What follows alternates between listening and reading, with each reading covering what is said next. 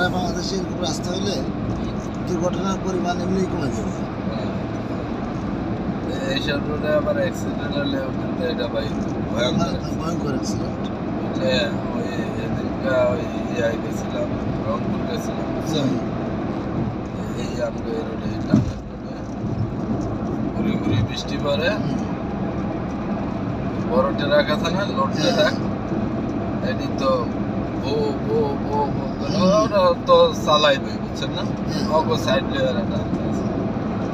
ওই বৃষ্টির মধ্যে ট্রাক হালকা ব্রেক দিয়েছে, পুলিশের গাড়ি আইয়া একটা পাঁচটার মধ্যে ঢুকাই দিছে।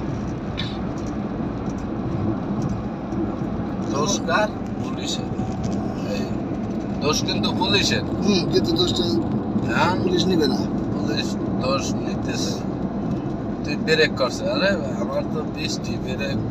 বৃষ্টির সতর্ক থাকলে গাড়ি তো আপনার বিশেষ করে প্রাইভেট বা ট্রাক বা আপনার যে জিপগুলো এগুলা 80-90-তে টান থাকলে আর কন্ট্রোল করা যায়, কিন্তু মোটরসাইকেল একমাত্র যানবাহন যেটা 60-এর উপরে গেলে কন্ট্রোল করা কঠিন, আর বৃষ্টির ভিতরে 40-50-এ কন্ট্রোল করা কঠিন। এই যে আমার গাড়ি দেন, আমি যদি খুব রাস্তা ক্লিয়ার ভাই, তাহলে 110-20 টানি, তাইলে কিন্তু আমি গাড়ি টানি না। আমি তো বাইকে মনে করেন যে 80-90-100 টানি, কিন্তু পরিস্থিতি বুঝে যখন তো যানজট আছে বা বাজার ঘাট আছে, আস্তে আস্তে করে 50-60-এর মধ্যে 50 করে, বৃষ্টি হলে 50-60 সবচেয়ে কথা হলো আপনি যদি সতর্ক থাকেন অ্যাক্সিডেন্ট এমনিতে কম হবে। যখন আপনি অমনোযোগী হবেন তখন আপনি আসতে গেলেও আপনার দুর্ঘটনা ঘটার সম্ভাবনা বেশি। মনোযোগ হলে গাড়ি চালানো মেয়ে নিয়ে, বাকিটা আল্লাহ দিচ্ছে।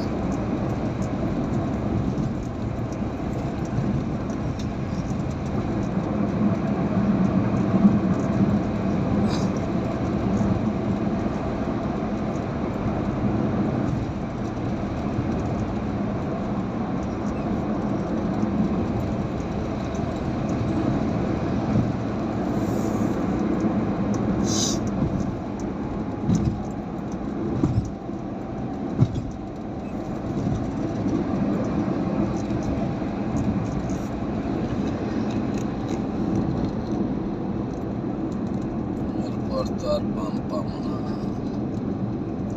সিরিয়াল